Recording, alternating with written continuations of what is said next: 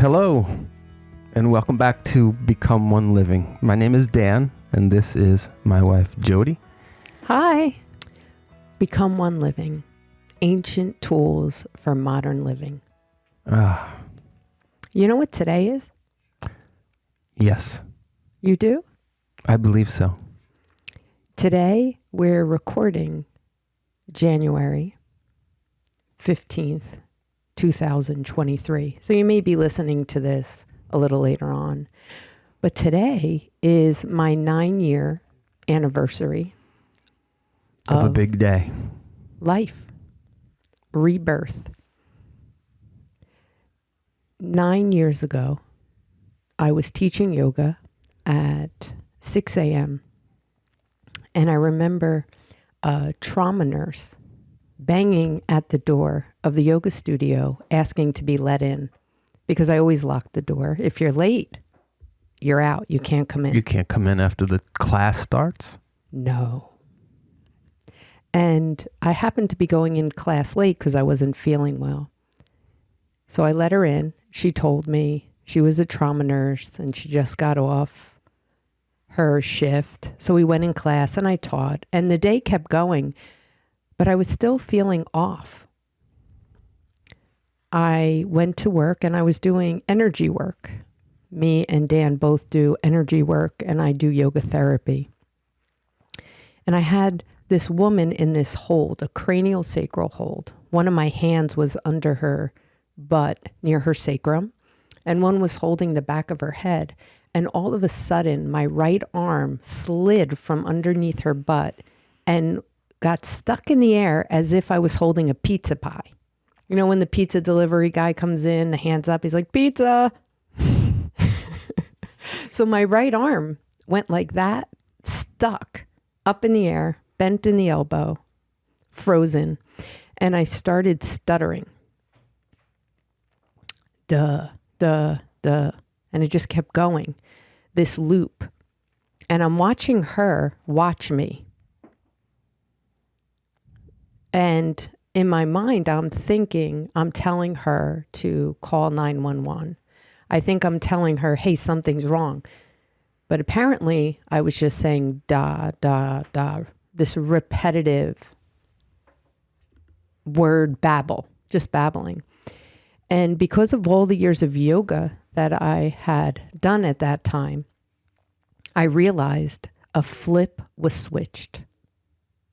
A switch was flipped. Exactly. Oh my God, I love that. You got me. Mm-hmm. And these are some symptoms that I experienced while living with, you'll hear in a moment, a brain tumor for 15 years potentially, unknown to me. And that was the first sign of a stroke. At that point, they said seizure, stroke, they weren't sure. But the beautiful thing was, in the moment, I knew something was up. Yeah, so the hand frozen up in the air and the stuttering were a sign that it was a seizure. Yes. Well, interesting enough, the doctors were out on that. Some doctors said it was a seizure. Others said it was a stroke. That perhaps other symptoms were the seizure symptoms when I would get spacey and lose my ability to be present. That was what? A seizure. The stroke was the paralysis of my arm and the stuttering. Now, after this happened, I sat down on the couch in my little treatment room, and I was able to retract and watch myself having the stroke. I knew that something was going on and it wasn't good. And after it was done, I came to and I asked her, how are you? And she was crying. And she said, what just happened? I said, I don't know. I said, I think I'm channeling. That's what I said. Mm-hmm. My husband will not laugh during this episode because it is very impactful to him. This definitely deeply affected Dan. to me, it was kind of funny because I'm coming out of something saying I'm channeling, because it felt like I was speaking tongue and I was doing energy work. And apparently there were heavy solar flares. Now, after this happened, she left. An hour later, I kept working on her and I felt so exhausted I couldn't drive. I actually was going to sleep at work. And due to having a stroke, I had no capacity to realize that's not normal to want to sleep at work. So I tried to drive home, got in the car, and I started feeling really depressed. And I know I'm not supposed to call people, but I called a psychiatrist that someone had given me his info. He was a Wilhelm Reichian therapist, which we could talk about at a different episode. And as soon as I picked up the phone, I went to start to leave my name and I started stuttering. But this time, my right arm went completely numb. And I pulled over, luckily, realizing that I was going to die. That's what it felt like. I felt my heart was going to explode from panicking, I think. And I saw the cops go by and I thought, okay, I could flag over a cop, I could drive to the hospital, or I could drive back to work. Not so smart. I drove back to work. And the man who managed that office saw you there? Yes. Well, I banged on his door and I said, something's wrong. Right. Bring me to the hospital. He said, I really don't think anything's wrong. I think you're tired. And he was trying to talk me out of it, not in a bad way. I'm not really sure why he would do that, because I know when something's wrong. And he finally took me to the hospital. And by the time we got there, I lost all speech and was paralyzed in my right arm, and my right leg was dragging slightly. Now I'm in the ER and I'm pointing to my chest because I can't speak. I'm alone. He's parking the car, and they finally got me in. They did EKGs on my heart. Nothing was wrong. And by that time, the stroke stopped again. So I was ready to go home. And they said, no, no, no, no, no. And they took me downstairs to do a brain scan. And hours later, the ER was so packed. It was a Thursday night. I was in the middle of the ER. I didn't even have my own room. My hospital gown was ripped. I remember a breast was hanging out.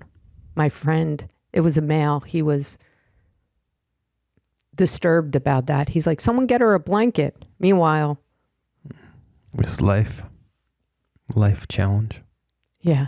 So here I am, and I see the doctor running across the ER to me. And he says, call your family. I said, okay, why? He said, you have a brain tumor and your brain is so swollen that we can't even do surgery until the swelling stops. And we don't know if you'll make it through the night.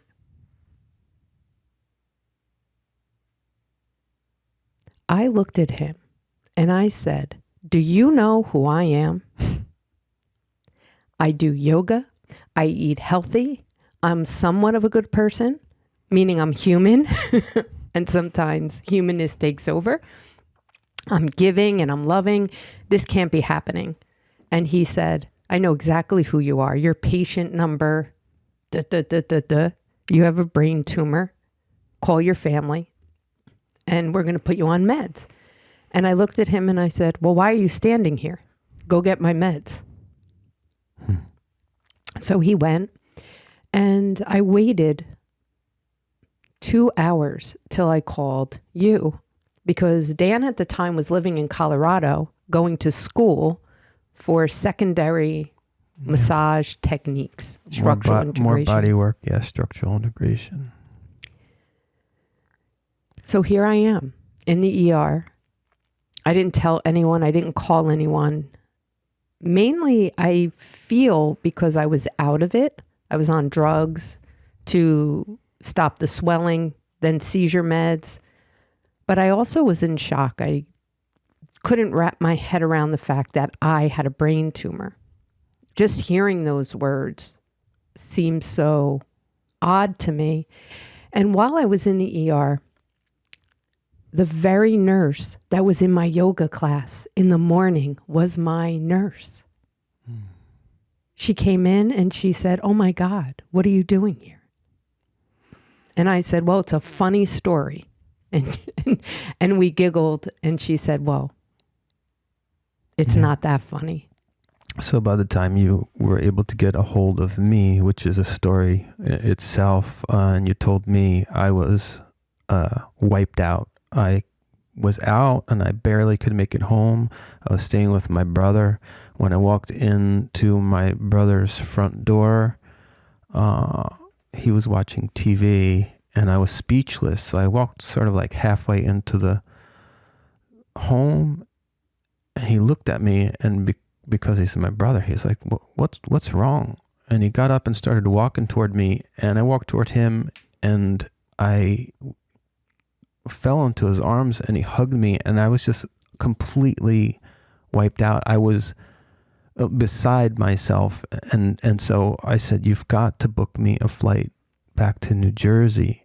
And he took care of all the arrangements because I literally was good for nothing. I just saw everything flash through my head. I remember not knowing where you worked in Colorado. And I had to find Dan. He was working at Massage Envy at the time. Yeah. Just doing some extra work, going trying to through make school. Meets end so I could study. And they weren't going to let me talk to him. And I said, "This is a matter of life and death." And when I finally got down on the line, I said, "Sit down."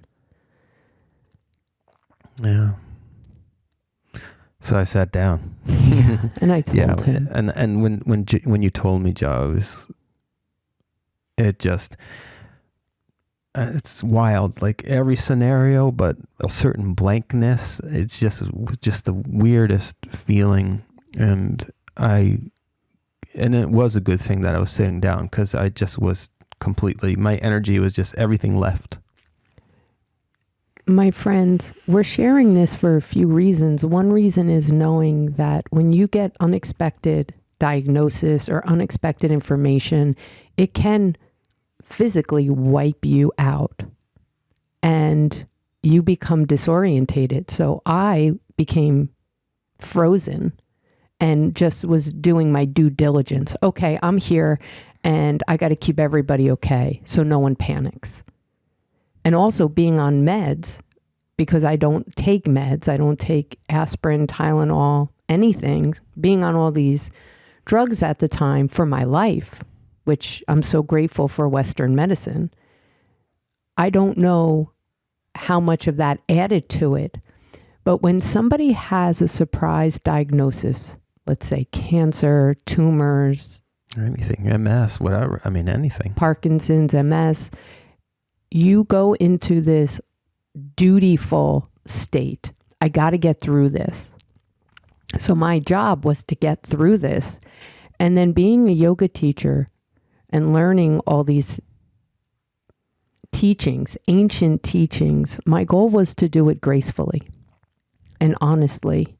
And that's what we did. So that day, I did not leave the hospital for 30 days. I spent a month in the hospital. In the ER, right? It was like a high... Oh, I was on the trauma floor. Unit. I was on the neurological trauma unit because they didn't know where else to put me. Because what happened was my tumor grew into the main blood flow in your brain. So you have this like a skunk stripe. That's what I think of. Like the a skunk sagittal sinus has a stripe. Flows. Like a skunk has a stripe, and it's called the sagittal sinus, and your tumor literally had woven in, had started to grow, root into that blood supply. Yes. So so essentially it had its own blood supply. Some tumors, benign tumors like you had, are independent, or a space occupying mass that are independent of all that. But you're, of course, being you, this one had to figure out how to get its own blood supply. So it was growing. It was alive and thriving off of me. And because it was growing into the main blood supply, the surgery became even more complicated, because if they went too far, I could have bled to death and potentially died. And then we had to sit with and wait to see if it was cancerous or not. So the doctors came in, and luckily, because I'm teaching yoga for years, I texted somebody. I want to say it was a drunk text, but it was really a steroid, Keppra, which is a seizure medicine drunk text. I was drunk on drugs. I texted a woman and I said, hey, I have to cancel my appointment tomorrow. I'm in the hospital. I have a brain tumor. She wrote back, what? I said, yeah, I'll be in a couple days. I got a tumor. See you next week. She said, can I send my friend? And I wrote, yes. Meanwhile, I don't even have ability to process, because that's where the tumor was and the stroke. Yeah, the tumor was in the part of the brain, the frontal lobe, that all the executive function resides, right? Decision making, organizing, initiating, those types of things. Which is amazing that you were able to initiate a text to somebody. Yeah, you're always like that, though. Well, I think it was from fight or flight. Mm-hmm. Another thing, my friends, to think about is when you're in this state of fear or uncertainty, we are able to function to some degree because we're functioning for our life. It was life or death in my mind. Right. And not my life or death, but I thought, oh my God, what if I don't show up for my client? That's not cool. That's where I was thinking. And that's actually fear-based. Please listen to this, my friends. If we get really caught up and worried about other people, that's fear-based, people-pleasing. I was one of those for a while. Well, a very long time. So I was more worried about everyone else in that moment than me, which allowed me to function and bypass executive functioning because I was what we call limbic. Right. So this person that you had an appointment with was who? Her husband was the head gastroenterologist at the hospital that you were in, and he knew someone, a doctor. His good friend was the head of a New Jersey Brain and Spine. Yes. And he called in his guy. Yeah, what a gift. And this doctor, Dr. Lee, oh my God, so skillful, just had come on board a year earlier. For that particular specialty. He only specializes in the type of tumor I had that was enmeshed with the sinus sagittal cavity. I mean, how do people not believe in divine intervention, or just that everything's divine timing, everything's kind of meant to be. Yeah. In some regard. So we learned that the tumor was a walnut or a golf ball. I think they said between the size of a grape and a walnut. Yes. And I had different options. Keep it in, do radiation, stay on seizure meds. But so the doctor...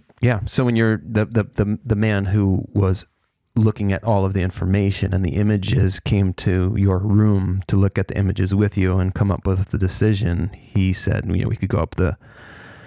Right? He said we could go up the nasal cavity? No, they were wrong. So because a CAT scan and an MRI are different, if y'all don't know that.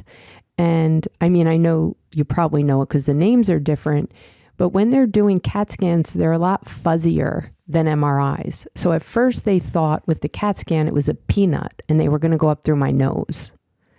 Then they realized that's not happening. They had to... And I'm going to just share some details. So I just want my friends to know that if... Sensitive. They had to cut my scalp and saw my skull open, remove part of my skull and dive in.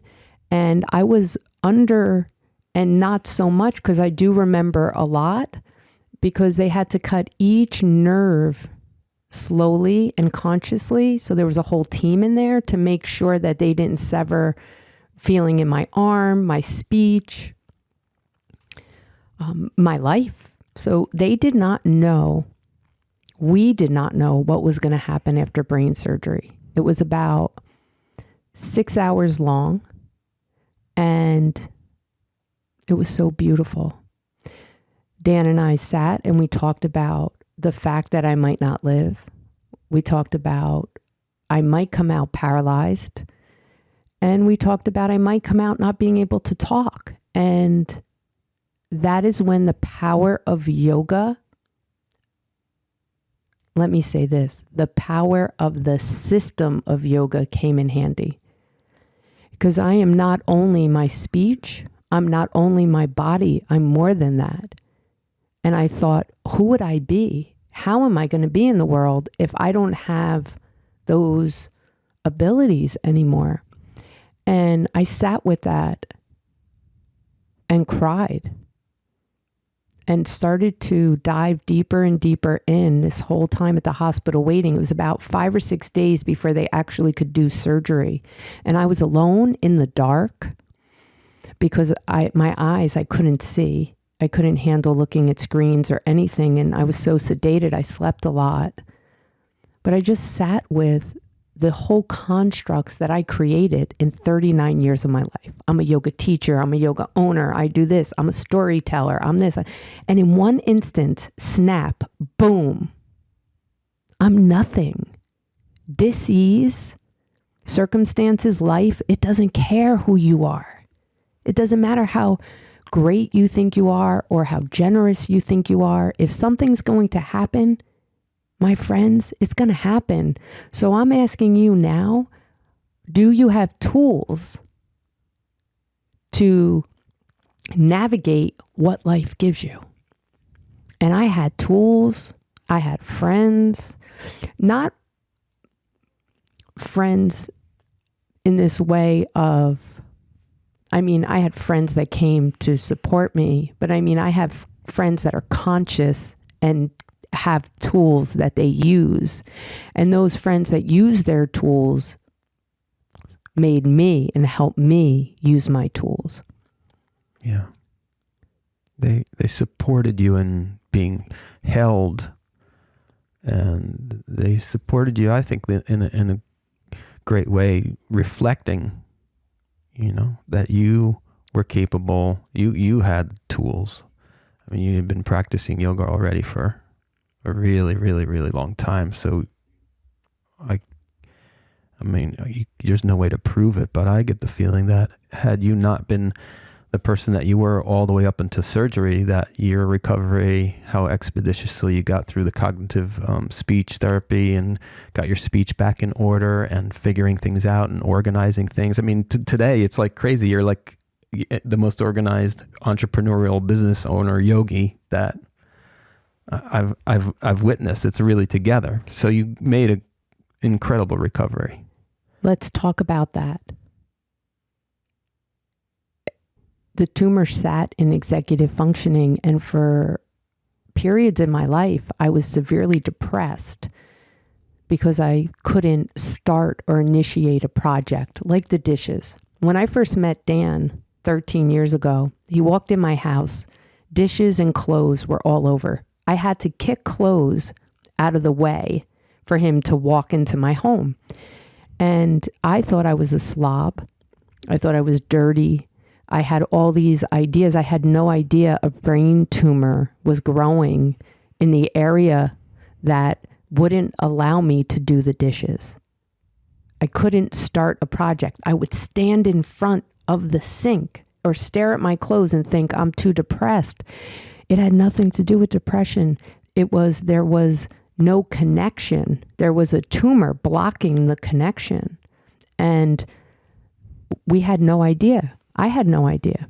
I couldn't get organized. I couldn't sustain a project. I couldn't meditate. Now finding all that out was a relief. But when I woke up, I was stuttering and barely had any speech. And you had work to do. I had a lot of work to do. I couldn't feel my right arm still. I did wake up. The nurses were giggling. I woke up and I said, wow, what time is it? How long was I in there?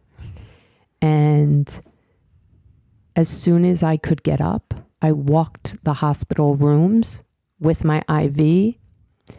And a couple days later, we found out I had a blood clot in my sinus sagittal cavity from the cauterization of the surgery. Now, because I had a blood clot, they had to keep me and give me blood thinners. Yeah, and the typical blood thinner that is usually given, was it Coumadin? Your body was resistant to. Yeah, the blood thinners weren't working. So they used a drug that I think they were experimenting or testing in Europe that had not been completely approved for use here. But the doctor felt strongly that this is probably the route to go. And it was, I think it was Xarelto or something. Xarelto, yeah, something like that. But it was only used for lungs at the time. And they didn't know if it would work, but they felt we got to do something because they couldn't let me leave. So 30 days in the hospital, all I could do was sleep. And I had read a book about a woman having a stroke and how important sleep was. So we wouldn't let anyone come visit me. It was just a few people were allowed in. Yeah, we tried to. Yeah, we did try. And I slept a lot. I did all the speech therapy and occupational therapy, and I got my speech back. I meditated. We dissolved the blood clot. And my neurologist one day came in, took off his surgery hat, sat down in a chair and slid down and said to me, "Who are you?" And I said, "What?" He's like, "Who are you? Why do people care so much about you?" I said, "I'm really confused, Dr. Lee. I had no idea." He said, "I get calls every day asking to see your paperwork because there are other doctors that I know that were in the hospital that work with him that know me." And he said, and their wives and these people, they're all asking, "How is Jody? What's going on?" And he said, "Who are you? Why? And I said, "I'm just a yoga teacher." And he said, "Just a yoga teacher?" He said, "That's what you do? You just teach yoga?" I said, "Yeah." And someone said to me, "You've impacted many lives." It was as if I had died and I got to see my obituary and I got to see what people said about me. So every year, Facebook gives me memories and I get to see all the beautiful posts that people wrote about me and all the support that I got. And it blows me away that I have engaged with so many people and have touched so many in a positive way that they cared. Yeah, it's a testament to the path you've chosen and the history you built of sharing what you've learned from the people that you followed, yoga philosophy and all those things that you take into your classroom and share. It's super touching and moving. You're a teacher that, it's like in our new office and somebody comes back, they came to find us in our office and it's like, "Oh my God, I haven't seen you in years." And people literally come back to visit you if they're in the area. You've impacted people. And my friends, I want to just share with you, that was never my intent. My intent was never to teach people, inspire people, or motivate people. All the practices that I've learned and studied were intended to make me whole. I have experienced much more than just this very incident. Dan jokes that I have 9 lives. I still have 3 left, so watch out.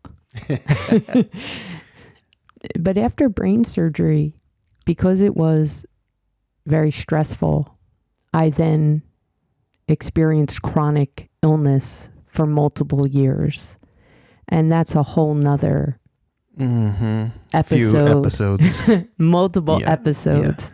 But the common thread through all of that is your lifestyle of yoga and the tools of yoga, and that the system is. I mean, honestly, after surgery, I went to visit you that one day, and you had the back of the table inverted, and your legs were up the table, and you're like, I was doing legs up the wall. And another time, if you don't know what that is, in a hospital bed. In a hospital bed. And another time the nurses came to see you and they couldn't find you, and you were aside the bed on your mat doing yoga on the floor, and they were panicked because they couldn't find you. So you were right back to yoga. Yeah. Right back. I mean, it's just become who you are. We need to do our practices so that our practices just do us. Even the way I ate at the hospital, I chose what I ate. I didn't eat as much. I knew I was laying around. What can I eat to fuel me? I became educated. And when the doctor said, you need to read like this or learn how to read, because I wasn't comprehending at first. So I'm reading, and it was, just imagine watching a child open a book, and the child's looking at the book and they're not really reading it. They're just pretending. That's what I was doing. And when they asked me to say my ABCs, I proceeded to say them, and I watched my husband and my mother start crying. And I had no idea why, because in my mind, I'm singing A, B, C, D, E, F, G. That's not what was coming out of my mouth. And it took me months to formulate my ABCs, my 1, 2, 3s. There was detailed lists that I had to learn to complete. Brain surgery changed me. And a thought I'd like to share besides all of this is, I learned that I don't like the word recover. What word do you prefer? Become more resilient. Because recovery, if you look up the word recover, it means to go back and get what you lost, to go back and to bring something forth. I don't want to be who I was before brain surgery. When we use these words, I have to recover. I don't have to recover. I need to integrate what just happened, and get back up again and just keep going with what's here in the moment, not relive and say, I want to be who I was before. Please think about that if you are experiencing something, an illness, a situation that I want to recover this. If we're not growing, we're dying, just like a plant. Plants, if they're not growing and being nourished, they're dying. That's us. I don't want to go back. I want to be able to live with what happened to me, and I am. And do I have 100% recovery? I say no. I don't believe I'll ever be 100%, because I get tired quickly. Sometimes lights bother me.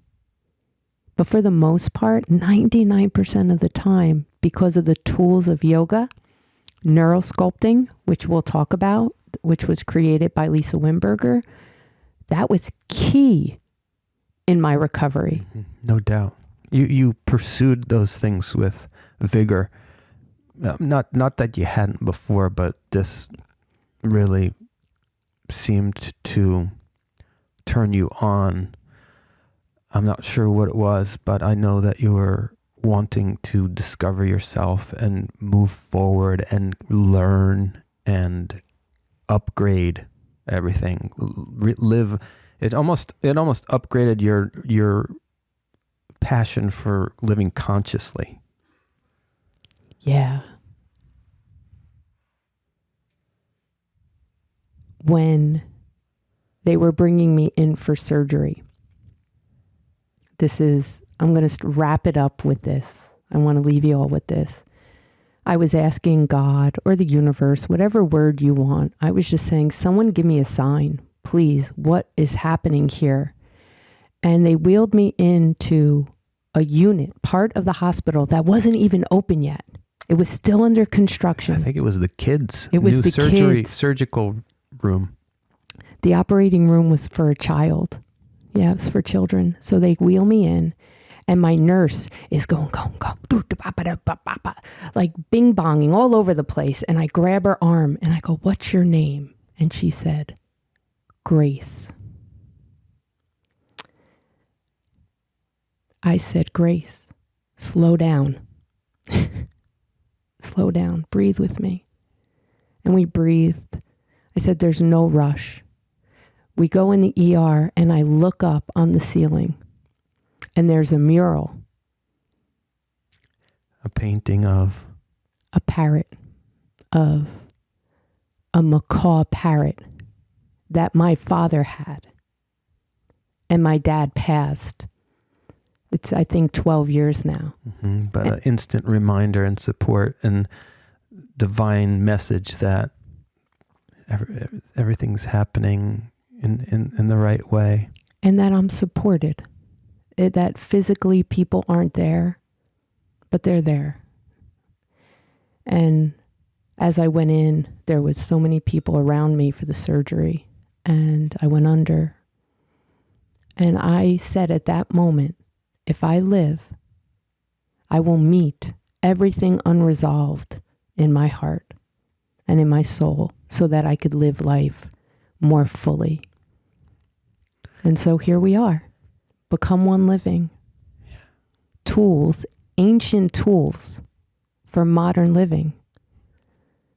This was just one experience of mine and ours together that has made these tools more important, like Dan said. That's why we're doing this podcast. And you all are invited to join us on this journey. Yeah, reach out at becomeoneliving@gmail.com with any questions or ideas for us to talk and share about, because we're just getting started. So thank you for humoring me and listening if you're listening, because it was definitely a major death in my life so that I could be reborn. May you live in your heart. Thank you.